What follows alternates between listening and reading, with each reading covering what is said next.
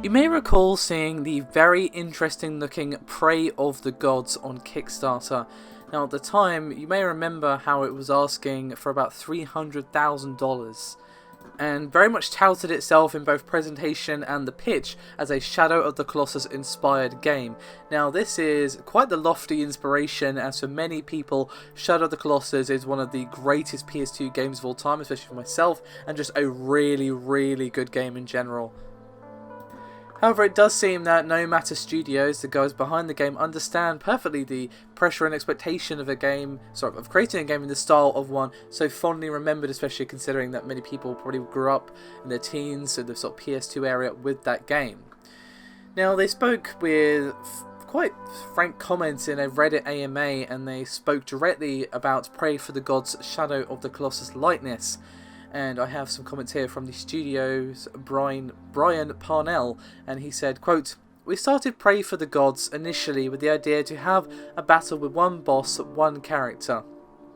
So from that, Sotuk quickly became the game we looked at. Having been a character artist for so long, it was a dream job to even begin to attempt something like that. As a spiritual successor, it certainly is flattering, but also terrifying. We know there's expectations when something like that is mentioned. We hope being transparent as possible, engaging our fans and listening to feedback will help with that."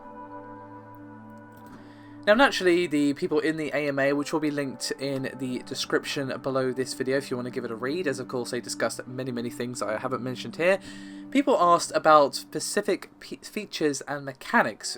For example, the inclusion of a grappling hook which will aid exploration in a way that of course is very different to the way it worked in Shadow of the Colossus.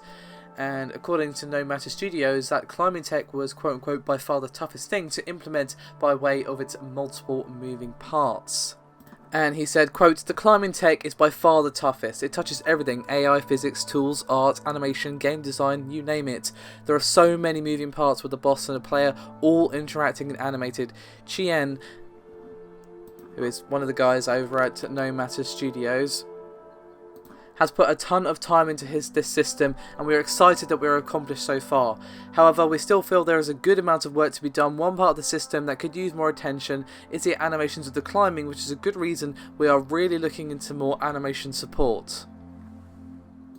Now, when you think of Shadow of the Colossus, you probably think of two things: the giant epic boss fights counterparted with the just stretches of desolate empty wasteland apart from a few lizards here and there, and of course the very abstract storytelling, how everything is kind of happening in the background and giving to you a little piecemeal, and you're kind of left to figure out a lot of what's happening by yourself. So people asked naturally about No Matter Studios storytelling. Is it going to be the same or similar or whatever? And he said, quote, "I think our method of storytelling and world design is somewhat similar. The player will learn about the events of the world not through voiceover or on-screen text, but in world clues as to the background of the island/world. The camera will also play a role in this storytelling, providing focus to elements which have significance, allowing the player to piece together the story through the visuals.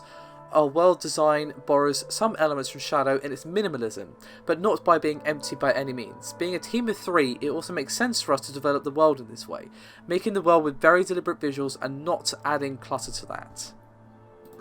And in case you're wondering, the estimated release date for this is December 2017. It's going to be quite the wait. I must admit, the Kickstarter at the time of recording is still going with 58 hours remaining, and I'm seriously tempted to back it because this sounds amazing. Shadow of the Colossus, as I said, is one of my favourite games ever, and definitely one of my favourite games from the PS2 era, and a game trying to take after that, sign me up, I'm down, cool. And the concept that they've shown on Kickstarter is definitely very promising. Now my only concern is that it's quite a small amount of money. You've only got, well, they had a goal of 300,000 as I mentioned, with $366,888 raised at the time of recording. Is that enough to do a project this ambitious? Are they having a publisher backing as well? Are they, perhaps getting money from investors elsewhere? Are they doing a sort of Bloodstained where they're showing this as like proof of concept that people are interested? Or do they feel confident that this is going to be enough money? I mean, I'm just a little bit concerned about the amount they're asking for here. Development is very expensive. I know there are only 3 guys, which obviously will help, but still. Fingers crossed that everything is going well in that regard. Because, yeah, we don't want to see this go wrong. This sounds awesome. well, like, it has potential to be awesome. So, another game to look forward to in 2017. 2017 is looking pretty damn strong, gotta say. Love to hear your thoughts on this one, guys. I'm pretty tempted, not gonna lie. Thank you very much for watching. I'll see you next time.